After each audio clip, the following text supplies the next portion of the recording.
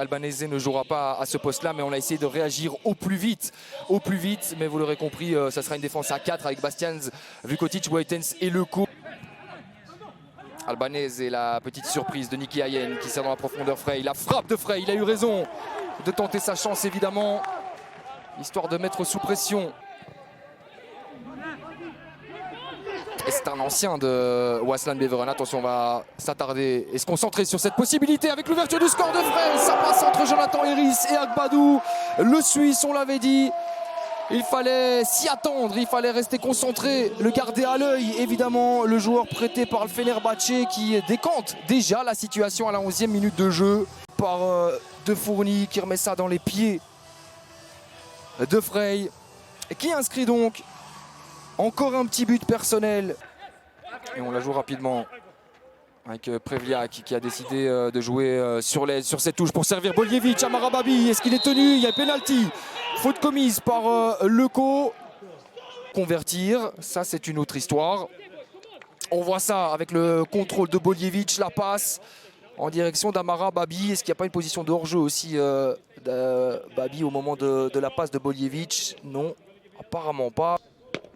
Et convertir donc le 3e péno de la saison de peine, histoire de remettre les Pandas dans le rang, de relancer l'intérêt de cette rencontre. C'est capté, détourné par Nordin Hackers, comme quoi, quand les choses ne tournent pas, elles ne tournent définitivement pas. Le pied sur la ligne au moment du tir. Ouais, non, il sera validé cet arrêt de Nordin Hackers, bien joué hein, de la part de l'ancien portier.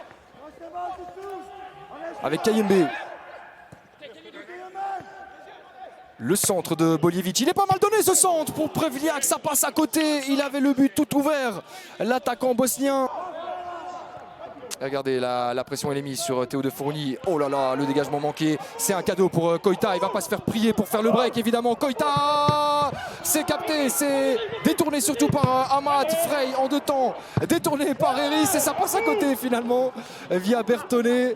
Des regrets, on retiendra cette séquence parce que ça pourrait peut-être faire la différence à la fin de la rencontre.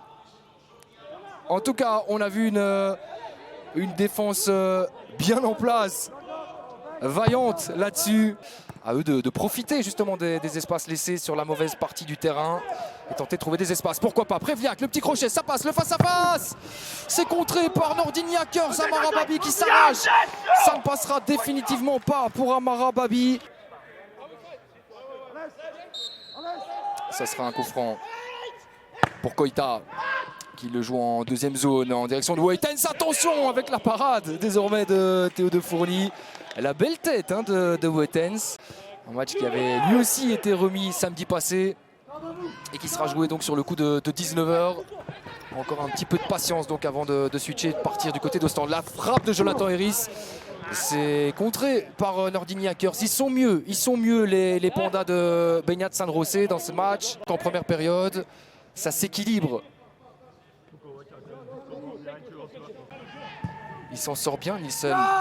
Il doit se relever parce que ça joue rapidement. Ils ont raison les Waaslandiens. On sent qu'il y a un petit peu d'apathie là. Un petit peu de laisser aller. Et ça, finalement, c'est capté par Théo de Fourny. Et Eupen restait surtout invaincu hein, lors de ses 6 derniers matchs de Pro League face à Waasland Beveren. La série est donc désormais terminée. Victoire pour Waasland Beveren.